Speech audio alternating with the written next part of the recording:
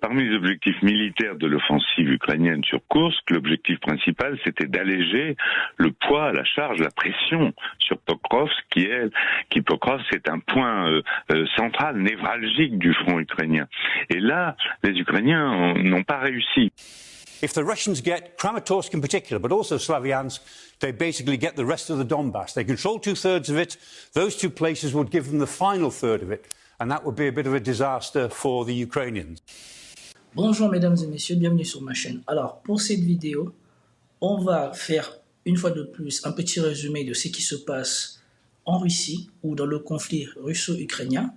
Donc, parce que la dernière fois quand je vous ai fait la vidéo où je vous ai résumé ce que je pensais de ce conflit, ou en tout cas de l'état du conflit actuellement, on m'a traité de pro-russe, on m'a dit que je mens, on m'a dit que les images de la carte qui montraient la progression à Koursk et qui montraient la débâcle sur le front de l'Est n'étaient pas vraies.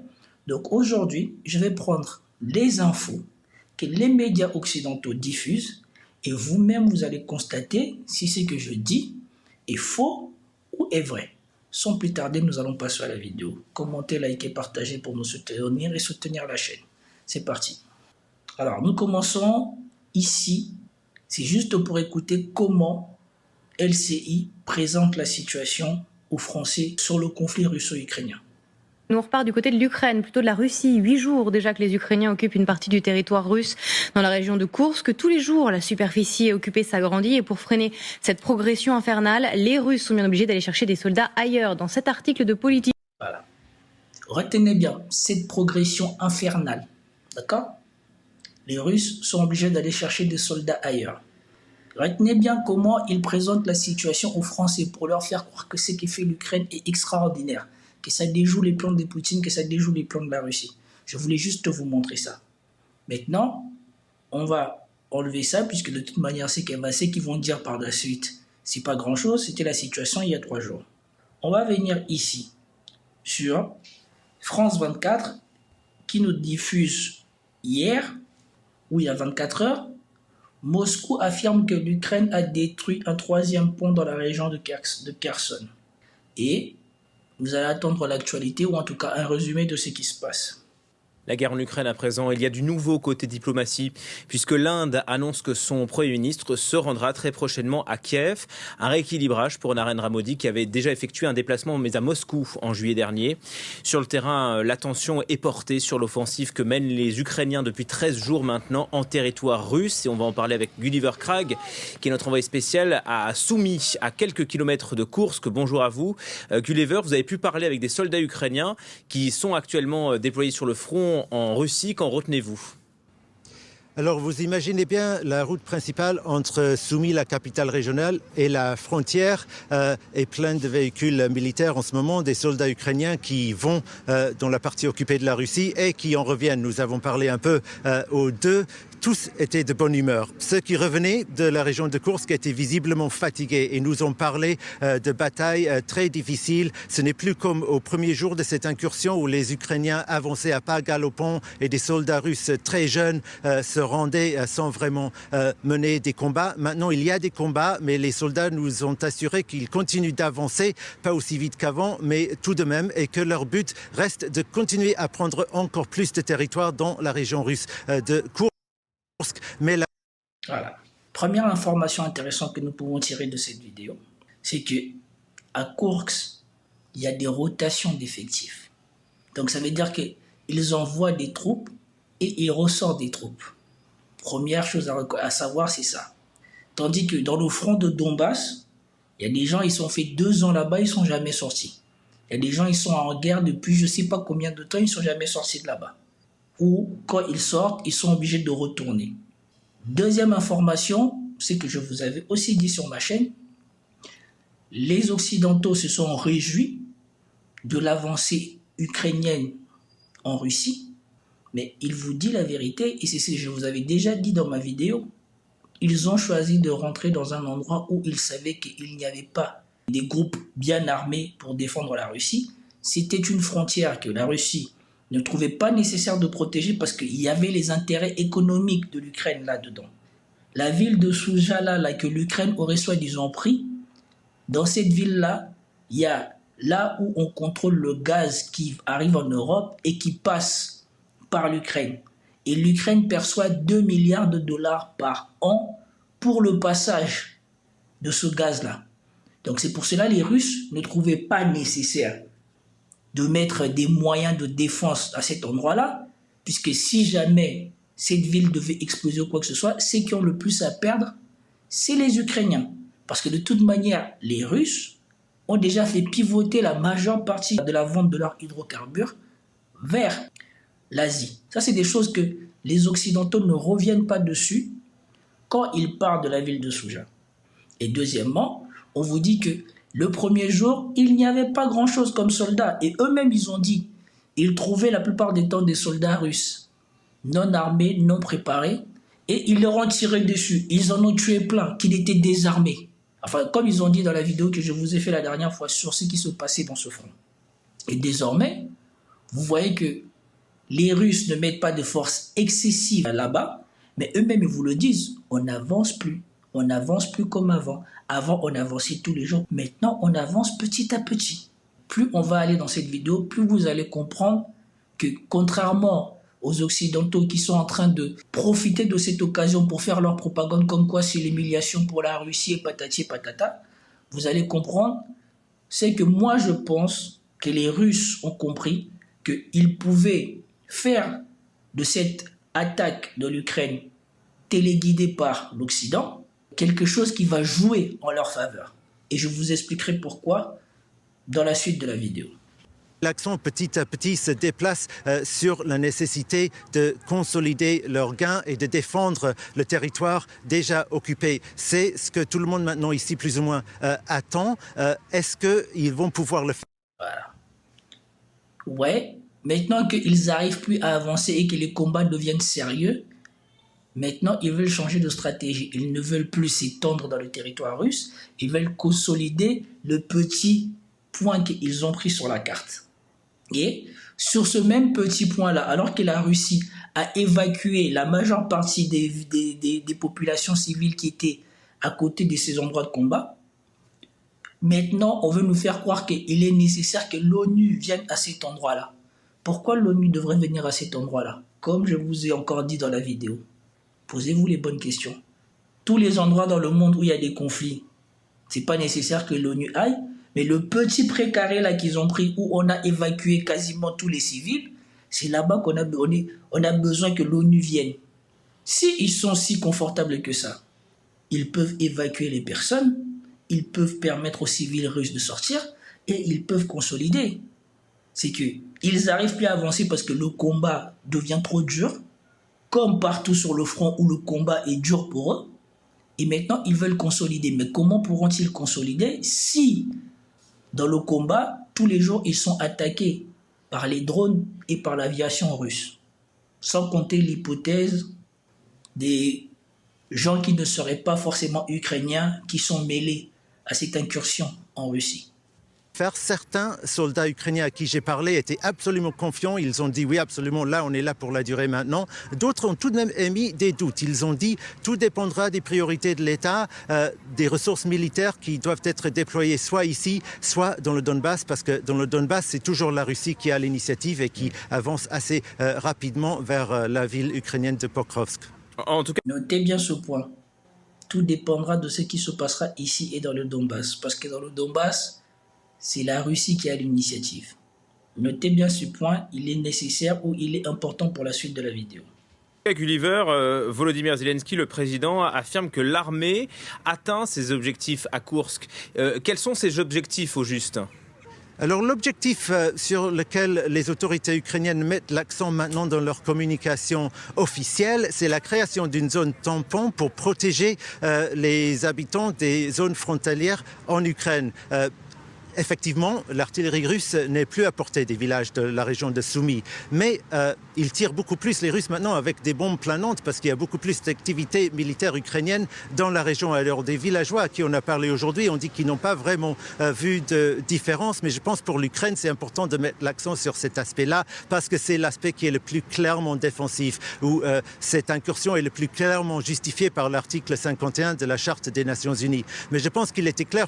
Maintenant qu'on n'avance plus, on n'arrive plus à avancer, on commence à inventer des prétextes fallacieux, on commence à dire que l'objectif de l'incursion est déjà atteint. Vous attendez, quand vous avez les analystes occidentaux qui vous disaient que l'objectif était peut-être d'atteindre la centrale nucléaire de Kursk pour pouvoir avoir une monnaie d'échange. Maintenant que cet objectif semble de plus en plus s'éloigner, on commence à dire oui, on veut créer une zone tampon pour protéger la zone. Mais la zone n'était pas bombardée avant. Donc maintenant que vous avez ramené la guerre dans cette zone, l'objectif maintenant c'est de protéger cette zone. Vous-même vous êtes en train de constater la supercherie et comment cette incursion, cette propagande est en train de tourner en eau de boudin. Pour la majorité des Ukrainiens, dès le début de ces opérations dans la région de Kursk, que les objectifs étaient multiples. Il s'agissait d'embarrasser la Russie, de montrer que Poutine n'aurait pas recours tout de suite à l'arme nucléaire comme il l'a souvent menacé, de prendre beaucoup de Russes en prisonniers pour les échanger après, de garder aussi... Retenez bien ça. Montrer que Poutine n'utilisera pas l'arme nucléaire comme il a toujours dit. Poutine n'a jamais considéré les Ukrainiens comme des ennemis. Poutine voulait qu'on libère les populations du Donbass et qu'on les laisse tranquilles. Chose qu'il a offert dans le traité de paix de avril 2022 à l'Ukraine. Et chose que l'Ukraine, après s'être fait gonfler la tête par Boris Johnson, a refusé. Et si l'Ukraine est encore debout, ou si les autres villes d'Ukraine sont encore debout, par exemple une ville comme Kharkiv, si elle est encore debout, c'est parce que les Russes se refusent à faire ce que eux pensent comme être leur allié. L'OTAN fait à chaque fois qu'elle va en guerre. L'OTAN, quand elle va en guerre contre quelqu'un, elle rase la ville. Elle bombarde tout. Elle rase toutes les infrastructures, tout. Il n'y a plus d'électricité, il n'y a plus d'eau, il n'y a plus de route, il n'y a plus rien. La Russie ne fait pas ça. Sauf quand les Ukrainiens eux-mêmes se servent de la ville pour se battre à l'intérieur. Et donc, nécessairement, il faut raser la ville pour leur en faire sortir. C'est les Ukrainiens qui font que les Russes sont obligés de raser les villes. Ils ont fait ça à Mariupol, ils ont fait ça à Bakhmut. Partout où ils vont se cacher dans la ville, où ils veulent se battre dans la ville, on finit par raser la ville. Quand ils ne rentrent pas dans la ville pour se battre dans la ville elle reste debout. Regardez Kharkiv. Ils ne sont pas partis se battre à l'intérieur de Kharkiv. La ville de Kharkiv tient debout. Mais comme sur le terrain de la guerre, ils se font taper, ils sont obligés de ramener les guerres dans les villes.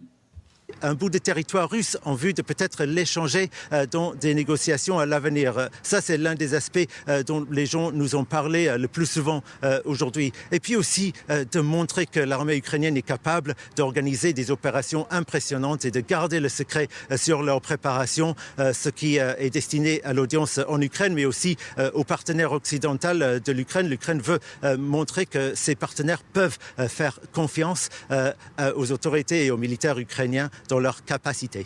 Maintenant, vous venez d'avoir un résumé de ce qui se passe à Soumy. Et vous ne me direz pas que je suis en train de fabuler, je commente les informations lâchées par eux-mêmes les Occidentaux. Écoutez maintenant l'aveu de cette personne qui est pro-OTAN, qui intervient souvent sur le plateau de LCI. Écoutez bien ce que lui-même va dire face au questionnement de ce journaliste de Sub Radio, qui est un peu objectif sur ce qui se passe. Écoutez bien. Justement, qui est en position de force aujourd'hui? Parce que c'est vrai qu'on parle beaucoup de l'offensive ukrainienne dans le nord-est, au niveau de la frontière entre la Russie et l'Ukraine. L'Ukraine qui, s'est enfoncée dans le territoire russe. On oublie peut-être aussi que du côté du Donbass, les taux se resserrent très sérieusement sur l'Ukraine. Vous avez parfaitement raison. Parmi les vendeurs des objectifs psychologiques qui ont été remplis à 100%. Donc, d'après ce que j'ai lu ici, apparemment, c'est l'ancien ambassadeur de France à Moscou. Et maintenant, écoutez la réponse qu'il va donner. Parce que là, le journaliste dit quelque chose que je vous ai dit la dernière fois et que beaucoup m'ont dit que j'étais agent de Russie, j'étais payé par les Russes et que la carte que je vous montrais, c'était pas vrai, ça disait pas la vérité. Il vous le dit. Certes, les Ukrainiens ont fait une incursion en Russie, mais du côté de Donbass, c'est en train de chauffer pour eux. Et écoutez bien la réponse qu'il va donner. Il est obligé d'avouer, parce que là, on voit bien que cette incursion commence à s'embourber. Donc, écoutez. Vous avez parfaitement raison. Parmi en dehors des objectifs psychologiques qui ont été remplis à 100%, parmi les objectifs militaires de l'offensive ukrainienne sur Koursk, l'objectif principal c'était d'alléger le poids, la charge, la pression sur Pokrovsk, Pokrovsk est un point central, névralgique du front ukrainien.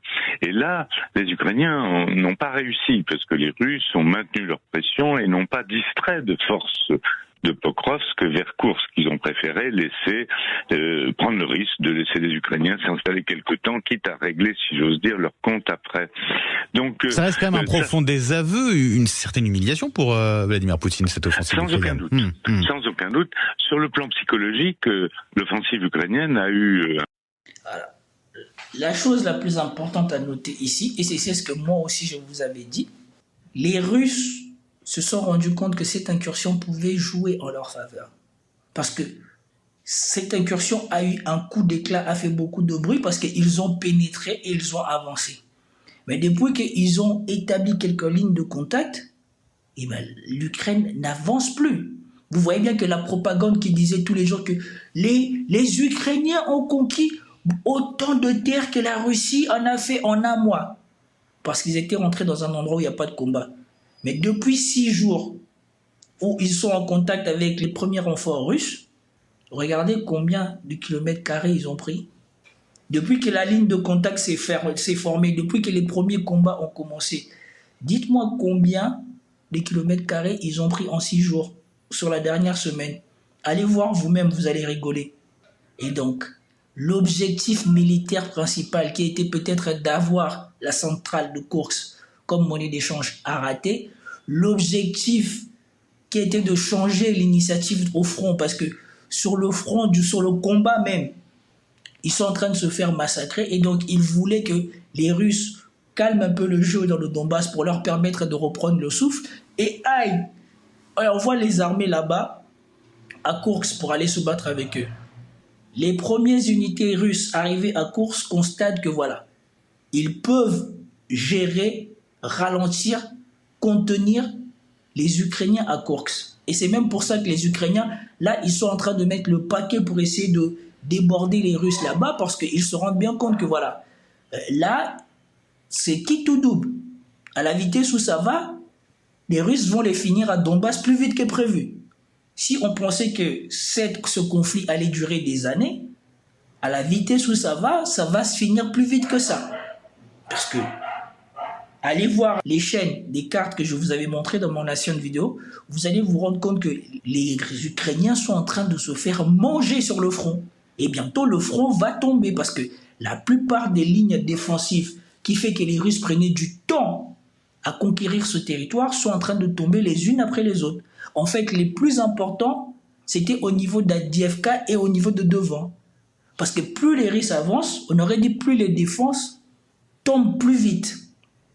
Et les Occidentaux le voient, et les Ukrainiens aussi le voient. C'est en train de tourner en autre boudin. Un effet, j'allais dire, très positif pour l'Ukraine. Le pouvoir est déstabilisé. Il suffisait de voir la figure de Poutine quand il a annoncé l'offensive. D'autre part, les troupes ukrainiennes sont galvanisées. Elles retrouvent espoir alors qu'elles étaient sous pression. Les Russes comprennent le poids de la guerre. Ils ne l'avaient jamais compris jusque-là. C'était une opération spéciale lointaine dans les plaines ukrainiennes.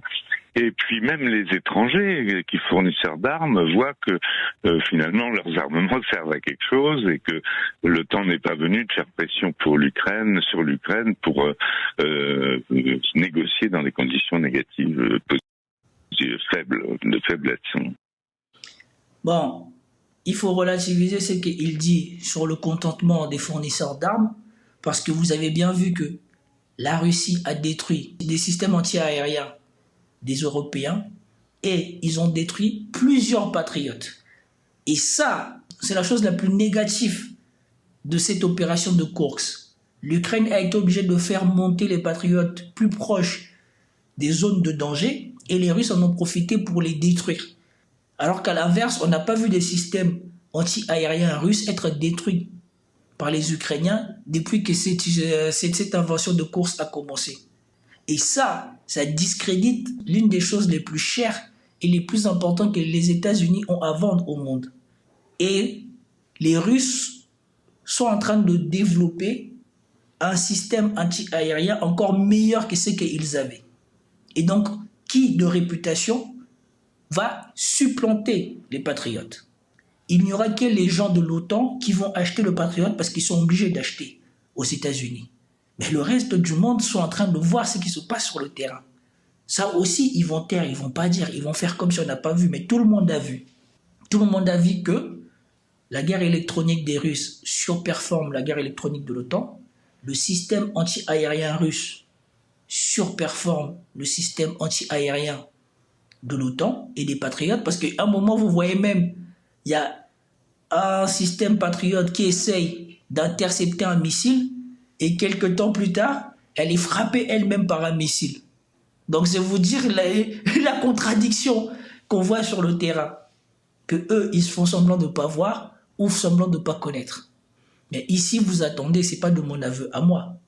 L'objectif militaire qui consistait à vouloir changer la phase du combat et à forcer les Russes à aller se battre à Koursk a échoué. Et donc si ça a échoué, ça veut dire qu'ils ont affaibli là où ils étaient le plus faibles et que maintenant ils risquent de tout perdre pour vous finir et achever tous ceux qui m'ont traité d'agents de la Russie et de je sais pas quoi. On va aller sur Sky News et vous-même vous allez constater la vérité. Parce que au moins en Angleterre, les journalistes ont encore un peu de dignité, ont encore un peu de déontologie et essayent au moins d'avoir un minimum d'objectivité comparé aux télés français, comparé aux médias français. In the last couple of weeks, the fighting in Ukraine has become quite dynamic. It represents a sort of seesaw, a north-south seesaw. In the north, the Ukrainians have made dramatic progress in the Kursk pocket, in creating that pocket. But 300 miles away... Donc, déjà, ça commence mal, parce que même s'il essaye d'être objectif, il n'arrive pas à l'être. Il dit « Les Ukrainiens sont en train de faire une percée dramatique à Koursk. » Alors que depuis 4 jours, les Ukrainiens ont du mal à avancer à Koursk. Ils n'avancent plus. Comme vous-même, vous l'avez attendu, de ce reporter pro-ukrainien qui était à Soumy, qui vous a dit que voilà, les soldats eux-mêmes disent que voilà, au début, ils ont avancé vite parce qu'il n'y avait pas de résistance. Les Russes se rendaient et dans une autre vidéo, ils ont bien dit qu'ils en ont tué plein parce qu'ils étaient sans armes. Depuis, ils n'avancent plus. Donc je ne sais pas, elle est où la percée dramatique là-dedans. Mais écoutez la suite. In the south, the other end of the seesaw, the Russians are making progress in the area of the Donbass, which they've been plugging away at now for well over a year. In particular, Toretsk, a small settlement, looks as if it's about to be taken. And the two places that really worry the Ukrainians are Chasiv Yar, which controls the high ground to the north, and Pokrovsk, which also controls the routes to the north and to the west. And Pokrovsk is a place of about 60,000 people. It's a hub. The Ukrainian army have used it quite a lot. They've announced in the last 48 hours that they are evacuating people from Pokrovsk. So the population... Donc, on va revenir sur la carte. Il vous a dit que la situation est particulièrement préoccupante parce que les Ukrainiens sont en difficulté à Chasiv-Yar, à Toretsk et à Pokrovsk. Et qu'à Pokrovsk, on a déjà commencé à évacuer les gens. Et regardez bien, toutes ces terres-là, il n'y a pas de défense ukrainienne. Il n'y a pas de ligne de défense, il n'y a rien du tout. Cet endroit-là, sur la carte, c'est là où les Ukrainiens ont mis leur ligne de défense depuis 2014. Souvenez-vous de François Hollande qui disait qu'on armait les Ukrainiens pour préparer la guerre. Cette guerre, elle se préparait pour être ici, au niveau d'ici. Donc si ici ça tombe, jusqu'à là-bas, là, il n'y a plus personne. Les Ukrainiens peuvent se faire prendre à revers à Kharkiv, ça peut aller jusqu'à Kiev, c'est la débandade, si ça tombe là. C'est pour cela qu'ils voulaient attaquer ici, là, sur le petit point jaune là, pour lequel... Regardez-moi tout ce qui a été conquis par les Russes ici, et regardez-moi tout ce petit incursion là, pour lequel on croit que la Russie va échanger tout ça. Une folie. Mais si ici, là, ça tombe, comme il est en train de vous dire, ça va être catastrophique. Et effectivement, c'est en train de tomber. The population are now being moved out. The Ukrainians are quite good at this. They've moved out people from lots of other places. They're much better at it than the Russians, who are trying to move out people from the Kursk pocket and making a bit of a mess of it. But the fact that the Ukrainians are moving people out of Pokrovsk, of course, shows that they are preparing maybe to abandon it or to fight for it without the civilians there. And if that turns out the way previous cases have turned out in Severodonetsk and Avdiivka and Bakhmut, then we could expect that in about a month's time it might resemble something like a moonscape. So if we go... Voilà. Il vous a dit ce que je vous ai dit. Ils ont évacué les gens à Pokrovsk pour 2 scénarios. Soit ils vont l'abandonner parce qu'ils n'ont pas les moyens pour lutter dedans, soit ils vont rentrer dedans pour se battre, et on peut s'attendre à ce que ça soit rasé comme Mariupol, comme Avdiivka, comme Bakhmut. Mais une donnée qu'il ne dit pas, c'est que Mariupol, Bakhmut, c'était des endroits où les Ukrainiens, ils avaient encore des militaires quand ils occupaient ces endroits-là et ils espéraient battre les Russes. Les Ukrainiens, même s'ils ont les armes, ils disposent de moins en moins de personnes pour remplir ces villes et tenir aussi longtemps qu'avant. Parce qu'on a vu le résultat. Les Russes sont devenus experts dans le fait de détruire les Ukrainiens quand ils sont dans une ville. Parce que ça fait 2 ans qu'ils le font. Et on sait que les Occidentaux n'ont plus autant de systèmes anti-aériens et tout ça à fournir à l'Ukraine. Et ils n'ont pas non plus autant d'obus par mois à fournir à l'Ukraine. Et que donc maintenant, les Russes détruisent méthodiquement beaucoup plus vite les défenses ukrainiennes. Donc s'ils évacuent les gens, c'est que probablement ils vont se tirer de là. Et probablement ils vont se tirer de là, la plupart pour remonter jusqu'à Kiev. Parce que, je vous le redis encore et je vous remets sur la carte, il n'y a rien, il n'y a plus de ligne de défense derrière cela-là. Les dernières lignes de défense sont Sloviansk, Kramatorsk, Toretsk et Pokrovsk. Si ces villes-là, déjà si Pokrovsk y tombe, tout le champ de bataille peut se faire prendre à revers. Même le Soujala là, qui sont en train de vanter là, pourra se faire prendre à revers parce que derrière, ici, il n'y a personne pour protéger. Aussi bien en armement, en équipement qu'en hommes. Il n'y a plus personne pour protéger. C'est la catastrophe. L'Ukraine est en train de boire son bouillon, là, comme on dit au Cameroun. En tout cas, écoutons la suite. So if we go back to the seesaw map that we were just looking at, this map of the battlefield is an interesting problem because it just shows how it is that the Ukrainians have got quite a lot to concern them with. The fact is, because the battlefield is now more dynamic, the Ukrainians are really worried that Kramatorsk and Slavyansk might now be under threat. If the Russians get Kramatorsk in particular, but also Slavyansk, they basically get the rest of the Donbass. They control 2/3 of it. Those 2 places would give them the final third of it, and that would be a bit of a disaster for the Ukrainians. Voilà. Il vient de le dire lui-même. Si Toretsk, Châssis Vert tombe, Sloviansk et Kramatorsk seront à portée de l'aviation, de l'artillerie et de l'infanterie russe. Et vu qu'ils sont en manque d'hommes, armement, ça va vite tomber. Et ça sera un désastre pour l'Ukraine. Pour cette vidéo, je ne veux pas vous remettre les conflits des cartes et les rapports de guerre, parce que je veux que vous compreniez que eux-mêmes, ils sont au courant, ils voient que le pari de Kursk est perdu. Parce que contrairement à ce que les Occidentaux pensaient qu'il allait se passer, la Russie a accepté ce qu'eux ils appellent l'humiliation et l'a tourné en sa faveur. Elle a mis assez de personnes là-bas pour les ralentir et les contenir en attendant de les mettre une déculottée ici sur le front. Peut-être que je m'avance, mais la tournure que ça prend, c'est de plus en plus inquiétant pour eux. Parce que s'ils auraient défendu que ici, ça aurait pu tenir encore beaucoup plus longtemps. Mais la vitesse à laquelle, si vous prenez des sites de cartes et tout ça, la vitesse à laquelle ils sont en train de pénétrer les dernières lignes de défense dans le Donbass et à Donetsk, c'est inquiétant pour l'Ukraine. The fact is that in the last 2 weeks, both sides have seen that the dynamism in the battlefield is opening up opportunities for them both. They're both right to see those opportunities, and the winter is coming on. By November, this battlefield will freeze to some extent as movement gets more difficult. Donc ici, là encore, il essaye de rester optimiste. Il dit les 2 dernières semaines ont montré que voilà, il y a du dynamisme dans le combat et que ça peut profiter à tous les deux. Sauf que la première semaine, il y avait du dynamisme du côté ukrainien parce qu'il est rentré dans Koursk sans combattre. La deuxième semaine, ils avancent plus parce qu'il y a des combats.